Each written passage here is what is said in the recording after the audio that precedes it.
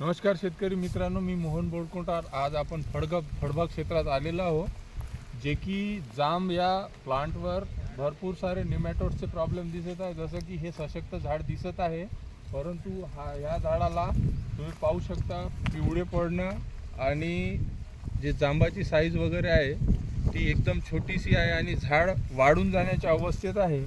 तर आपण वरून कितीही काही प्रक्रिया केली तरी हा निमॅटोडचा अटॅक आहे, जो की झाडाच्या मुळावर गाठी तयार करून राहतो व झाडाचं अन्नद्रव्य घेण्याची जी प्रक्रिया असते ती बंद करून झाडाला वाळवून टाकण्याचं काम करते। तर यासाठी जर का आपण उपाय केले तर बायोलॉजिकल पद्धतीमध्ये वर्टिसिलियम क्लायबोस्पोरियम नावाचा एक पावडर फॉर्म येते। ते जर का आपण झाडाला प्रति 100 ग्रॅम प्रति झाड जर का टाकलं तर हा रोग पूर्णतः थांबू